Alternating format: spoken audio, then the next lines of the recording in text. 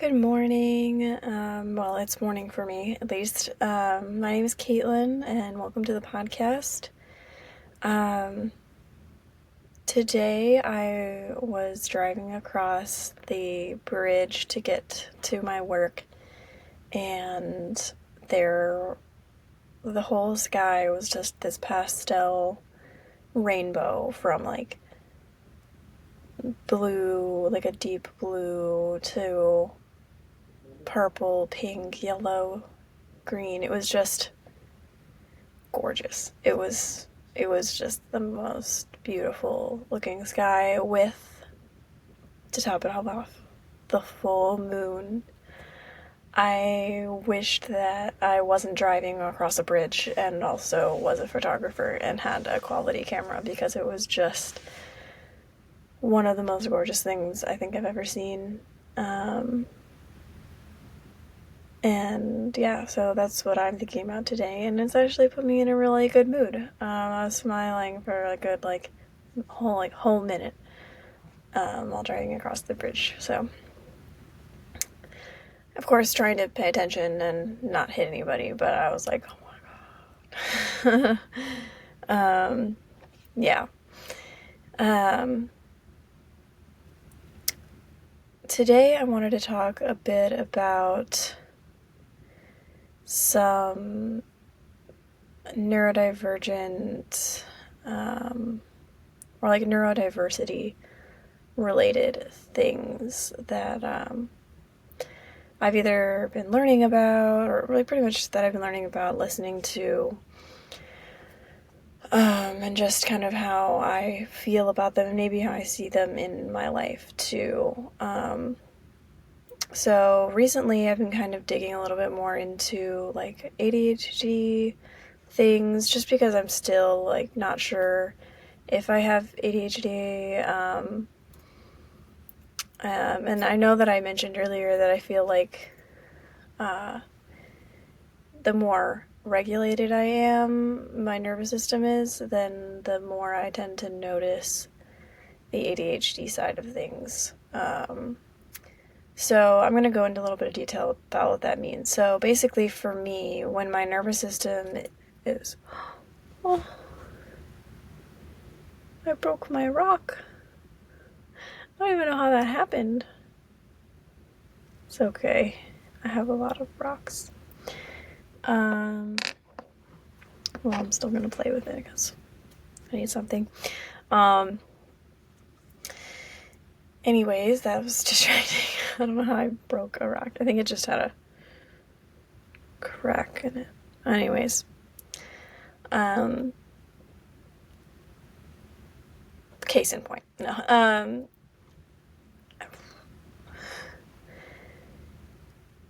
When my system is dysregulated, I tend to shut down in order to not outwardly express the internal feeling. So I internalize everything, basically. So for me, that looks like if I am stressed at work, or if I have to engage in social activity for longer than I'm comfortable, or if I have to if something in my schedule changes unexpectedly, and like the more things that happen in those categories without me intentionally and having enough time to regulate myself, they compound. So, say like it goes for physical health too. If my physical health isn't, if I'm not doing well physically speaking, and then I have more social demands as well on top of that, then it's just going to increase the level of dysregulation for my nervous system. It also depends on, social factors when it comes to how my family is doing. If my if people in my life are also dysregulated, it dysregulates me. I feel like that's pretty common. You don't have to be neurodivergent to experience that. But I do think that it can impact us differently. And so for me, I think because of being a woman, and being socialized to have certain behaviors, and that, other behaviors are not acceptable behaviors, shutting down is my, like, safety mechanism, essentially.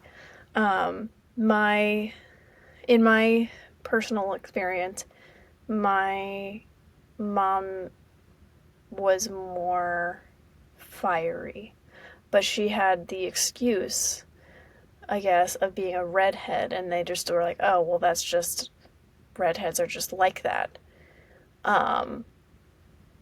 Which is not true. I mean, anyways, trying to assess someone's mental state or personality based off of their hair color is pretty ridiculous. But it was always just like, oh, well, that's why. And, like, nobody ever looked into anything else. So, like, she did end up going to therapy for anger management, and some other things later in life, which, while I was a child. So that was good for everybody. But it was also, I just feel like sometimes it doesn't get to the root of how your brain is wired in the first place. So why do you have these tendencies? And so for me, like, my dad is kind of the opposite. Not that he can't get heated. It is, I'm the same way, where I definitely can get heated. It's that that's not our default. Our default isn't to seek confrontation and to blow up. Even if we're having an argument, it's a lot less escalated volume and expression wise. We're also extremely thoughtful in how we say things, so that's why I pause a lot when I'm talking. I'm trying to think of the right word to say. And my dad does the same thing. And so I've always kind of grown up being told, and that, oh, you're just like your father. And so not only am I, being told that I am like this person who doesn't blow up and express their emotions, but then I am also around someone who does, and I'm like, well, I don't want to do that, because that person is looked at as being out of control and having issues because they needed to go to therapy for their way of processing things, because their way of processing things negatively affected other people, while the way my dad processed things only negatively affected him and sometimes their relationship. So it was like, the more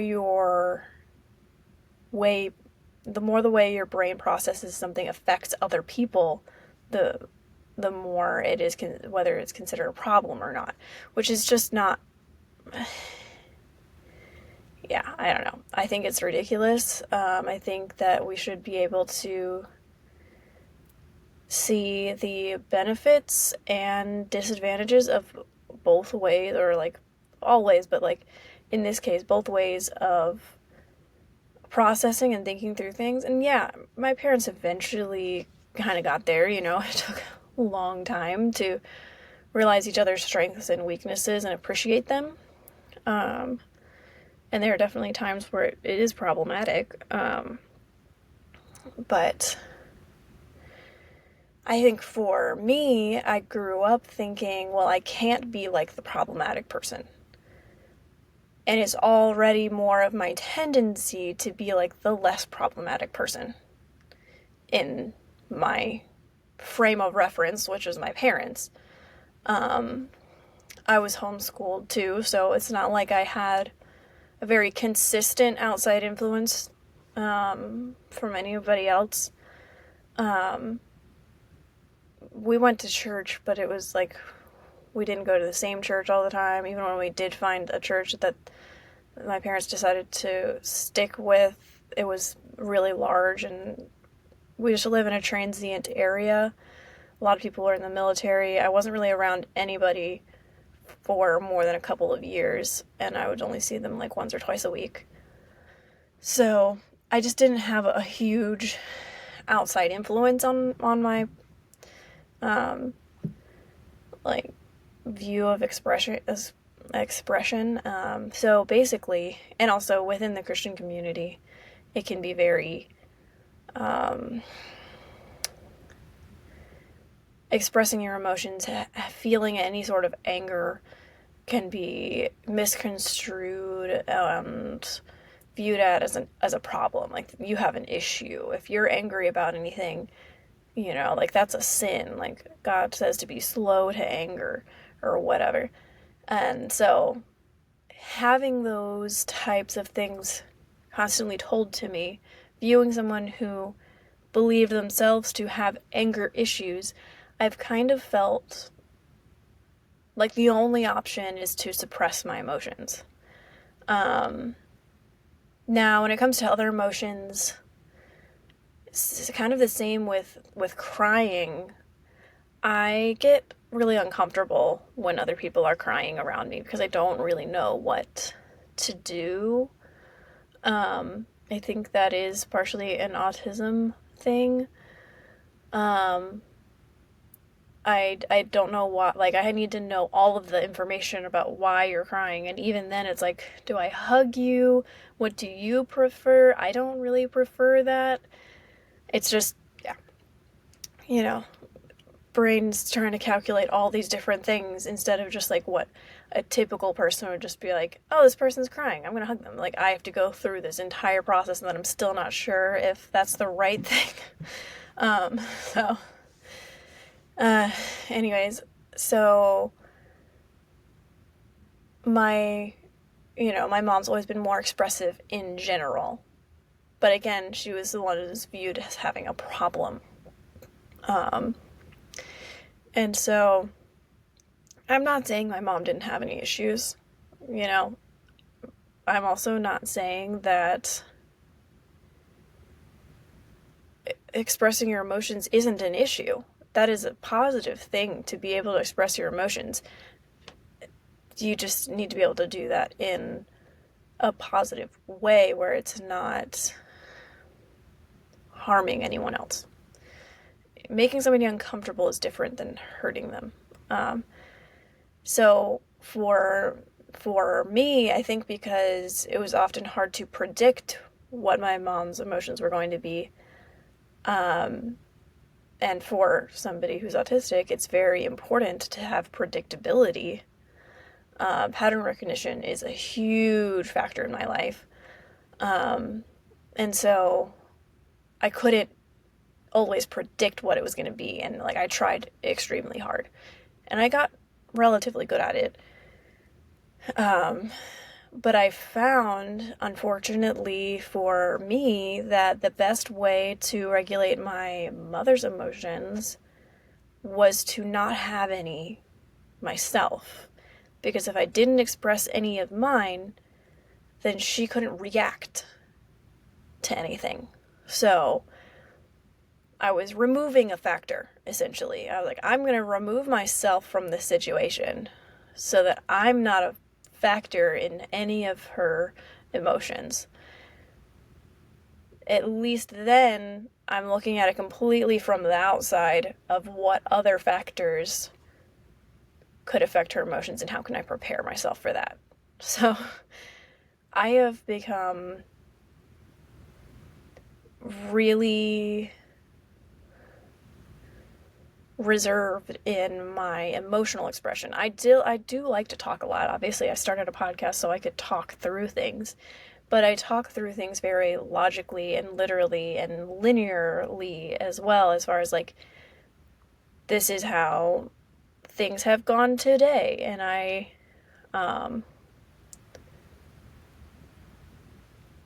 am like, just, I don't know.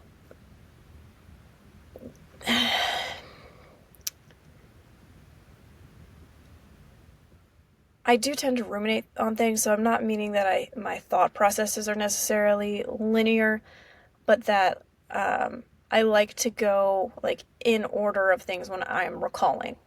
Doesn't necessarily work, but obviously I talk a lot about how things went the day before or the weekend or whatever. I talk about just like literal things that happened. I don't tend to get very like off on how I'm feeling emotionally speaking. So I'm trying to get better at expressing my emotions, but it's really, really hard for me. I don't even know sometimes what my emotions are, or I have completely squashed them into not really feeling anything. I can't, I'm sure I'm feeling something, but what? Like, and then, I start to question, like, oh, well, maybe I'm not feeling anything. Maybe I'm just dull emotionally. And I don't think that's the case. I think it is 15 plus years of just consistently suppressing my emotions to where I don't, I've gotten way too good at it. I do it without thinking. I don't even have to try. That my now natural state is to suppress my emotions because I have done it so much that that's the way my brain is trained to work now. So I'm trying to unlearn that and retrain my brain to allow myself to feel things, to take the time to decipher what I'm feeling, and not only allowing myself to feel things, but allowing myself to express that outwardly. I don't need to make everyone around me as comfortable as possible. I need to make myself comfortable. And yeah, sometimes those things are the same thing, because sometimes making somebody else uncomfortable makes me extremely uncomfortable. However, I need to care less about what other people think, and be okay with the fact that I'm going to inconvenience people. Everybody inconveniences everybody at some point. Whether I try as hard as possible not to or not, I'm going to inconvenience someone at some point. What a disservice I am doing to myself by trying to constantly be hyper vigilant on accommodating everybody else's needs but mine. That's very harmful to myself. And I'm realizing that now. And I'm realizing that's why I was extremely dysregulated for a very large portion of my life and most of what I can remember, unfortunately. So I'm trying now to just learn what it means to be regulated. And so when things are going well in my home life, my family's doing well physically and emotionally, mostly emotionally speaking. I can handle physical problems with other people better than emotional. But I think that I am, I'm in a good place. When I'm in a good place, there, and then in other factors in my life, as long as I'm in a relatively good place and I'm taking the time to regulate myself. So I am also, being kind to myself, not overloading my schedule, not trying to go out and socialize all the time, like just trying to focus on what will keep me calm and, um, sleeping well, eating regularly, drinking enough water. That's something I'm still struggling with. Um, remembering to use the restroom, like all of the self care things that I have to do every day. Everybody has to do them every day, but for some of us, it's more mechanical and we don't necessarily think to do it, or our body cues aren't necessarily telling us, hey, you need to do this. So you have to like logically think this is how I need to act in order to take care of myself. The more I do that, and I'm actually taking care of myself, the well, like right now, the more I'm realizing that I do have certain behaviors that are maybe not autism related, and that may be related to ADHD. But I'm not entirely sure. Again, I'm not a doctor. But for me, I'm in a really good place, so I know that I'm not just frustrated and flustered all the time. But I still lose my phone. And, I'm in a really good place, and I remember to put my key back in the exact same spot every time. But if I forget at one point, if I put it in some other place, it's gone. Like, I cannot find it, it's lost. Like, it has to be put in the exact same place every time, or I won't be able to find it. Or it's, I feel like I'm removing things from my life when it comes to stressors and things that I know make me dysregulated. So removing that from my life, I'm able to see what my behaviors are that I can't regulate away, I guess, is what I'm trying to say. No matter how regulated I am, there are certain behaviors that are present in my life anyways, like all the time. And I think when I'm not regulated logically, my brain can't notice those things. Like, I can't see them clearly. I have a lot of self doubt when it comes to, is that really what I'm seeing? Or am I just so upset that that's why I keep forgetting stuff? Because, I'm freaking out and it's not actually a consistent thing that I'm struggling with. So I think I'm just kind of getting to the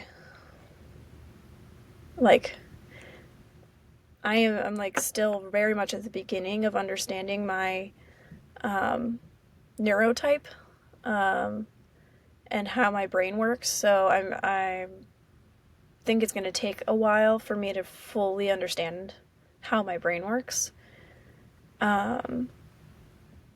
But I think the more that I am focused on allowing myself to express things, not suppressing behaviors and not suppressing expression, being okay with taking up space, doing the things that I would normally want to do, but I can't because I feel that there's this social pressure not to do those things. You know, allowing myself to do stuff that's not considered normal, because that's what's best for me and not, you know, what's going to make the least waves or impact on other people's lives. Like, I think the more I focus on just not caring how other people perceive me and wanting to really perceive myself the way I naturally am. That's my goal here in all of this work I am doing with myself, is to get down to who I really am, how my brain really works. What are the things that I can do, or the things that I really enjoy doing, or the things that regulate me, the things that feel good to me, emotionally and physically. Like, what ways should I express myself? Like, for myself, not should I in the sense of other people expecting. Like, if I remove all the expectations out, external and internal, how am I actually? So that's basically what I'm getting to. I know this is a very philosophical kind of episode, a little bit different than normal. Normal as in normal for my podcast, but I would like to get into more episodes like this. We'll see. I would love to hear your feedback on if you found this to be an informative or interesting episode. But I hope that, you know, more people will be able to do the work that I'm doing for themselves. You know, it does take a lot of effort, and I get why people tend to medicate and ignore their needs, because it can be, you know, it's a long, arduous process. So I'm not at all discounting that, or saying that you know, anybody is less than for not having the capacity to do that, because that was me for a really long time. And I've only just recently been in a place in my life externally that I can take all of this time and energy to focus on my internal life. So I understand that I'm very much at a privileged point in my life to be able to do this work. But I would love to be able to help other people do the same things. You don't have to obsess over it as much as me in order to get results. I think that just trying to listen to yourself a little bit more every day is super helpful.